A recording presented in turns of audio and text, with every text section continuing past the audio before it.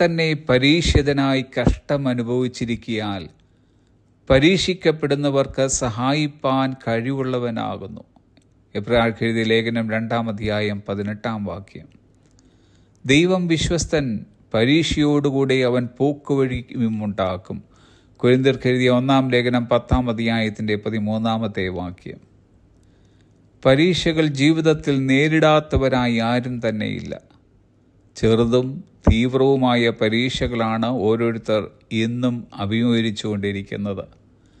നമ്മുടെ ബുദ്ധിസാമർഥ്യം കൊണ്ടോ വിശുദ്ധ ജീവിതം നയിച്ചതുകൊണ്ടോ ഈ പരീക്ഷകളെ നേരിടുവാൻ കഴിയുകയില്ല.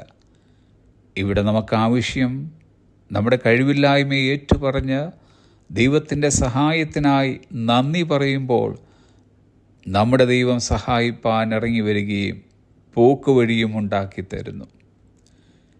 യേശുക്രിസ്തുവിൻ്റെ പ്രത്യേകത നമ്മുടെ ഓരോ പരീക്ഷകളും അവൻ സഹിച്ചിരിക്കുക കൊണ്ട് അവൻ നമ്മെ സഹായിപ്പാൻ കഴിവും മനസ്സുമുള്ളവനാണ്. മേജർ ഇയാൻ തോമസ് ഇപ്രകാരം പറഞ്ഞിട്ടുണ്ട്: യേശുക്രിസ്തു ജീവിച്ച ജീവിതം താൻ മരിച്ച മരണത്തിന് തന്നെ യോഗ്യനാക്കി. താൻ മരിച്ച മരണം നമ്മെ താൻ ജീവിക്കുന്ന ജീവൻ പ്രാപിക്കുവാൻ യോഗ്യരാക്കി. നാം ഇന്ന് അഭിമുഖീകരിക്കുന്ന പരീക്ഷകളിൽ കൂടി യേശു ഒരിക്കലും കടന്നു പോയിട്ടില്ല എന്ന് ആർക്കും പറയുവാൻ സാധ്യമല്ല. പാപമൊഴികെ മനുഷ്യൻ്റെ സ്വഭാവത്തിലെ എല്ലാ പ്രവണതകളും അവൻ അനുഭവിച്ചു. യേശു അനുഭവിച്ച കഷ്ടതകളുടെ ആഴം ഗ്രഹിക്കുവാൻ നമുക്കാർക്കും കഴിവില്ല. എങ്കിലും നാം എല്ലാവരും അവൻ സഹിച്ച കഷ്ടതകളുടെയും പീഡനങ്ങളുടെയും നന്മകൾ അനുഭവിക്കുന്നു. ഇന്ന് സ്വർഗത്തിൽ പിതാവിൻ്റെ വലത്തുഭാഗത്ത് കർത്താവായ യേശു ഇരിക്കുന്നതിൻ്റെ ഒരു ഉദ്ദേശ്യം പരീക്ഷിക്കപ്പെടുന്നവരെ സഹായിപ്പാനാണ്.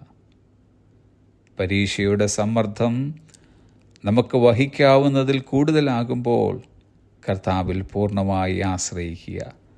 തെറ്റി ഒഴിയാനുള്ള മാർഗം അവൻ നമുക്ക് തുറന്നു തരും.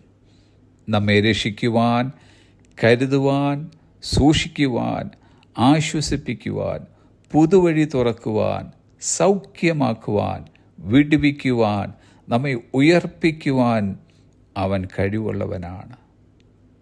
ഒരു ഭക്തൻ്റെ വാക്ക് ഇങ്ങനെ: സാത്താന് നിന്റെ ചുറ്റും മതിൽ കെട്ടി അടയ്ക്കുവാൻ കഴിയും, എന്നാൽ മേൽക്കൂര കെട്ടി നിന്റെ മേൽ വർഷിക്കപ്പെടുന്ന സ്വർഗീയ അനുഗ്രഹങ്ങളെ തടയാൻ അവന് സാധ്യമല്ല.